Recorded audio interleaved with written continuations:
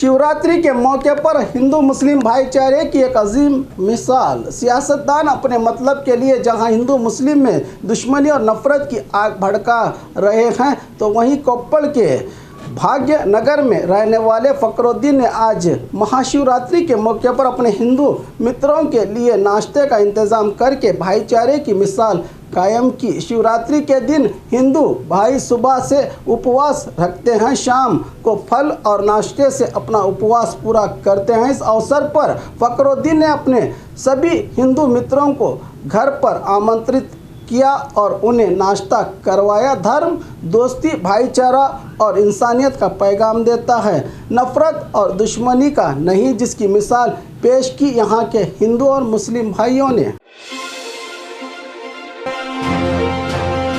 गांधी जी के सपने को साकार कर रही हैं चरखा संगठन की महिलाएं। शिवमोगा में महिलाएं ग्रामीण विकास और देसी सोच से मुतासिर होकर चरखे से शुद्ध घरेलू कपड़े बना रही हैं। ये देश की एक महत्वपूर्ण कंपनी है जो हर महीने 30,000 मीटर से ज़्यादा कुदरती रंग के कपड़ों का उत्पादन करती हैं, जिसमें 800 महिलाएं अलग अलग विभागों में काम करती हैं। महिलाओं का कहना है कि वो गांधी जी के सपने को साकार कर रही हैं।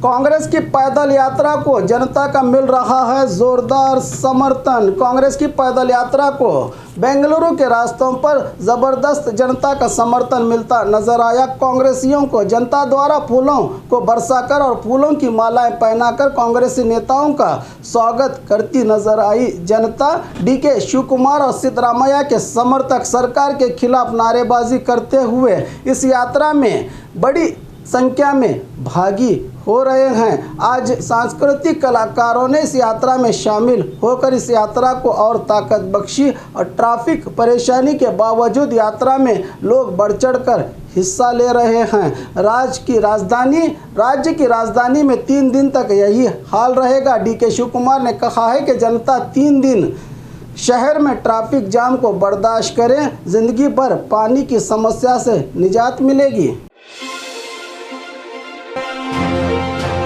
पासपोर्ट न होने की वजह से यूक्रेन में फंसी मंगलुरु की छात्रा। जंगज़दा यूक्रेन में पासपोर्ट न होने की वजह से मंगलुरु की अनैना अन्ना नामी छात्रा यूक्रेन के जंगज़दा इलाके में फंसी हैं। खार्किव में पढ़ने वाली छात्रा का पासपोर्ट पोलैंड के एजेंट के पास ही रह गया था।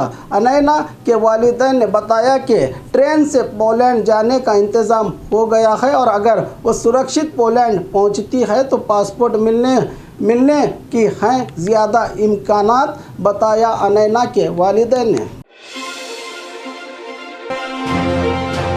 और ख़बरों के लिए देखते रहिए 4 TV न्यूज़ कर्नाटक एक्सप्रेस।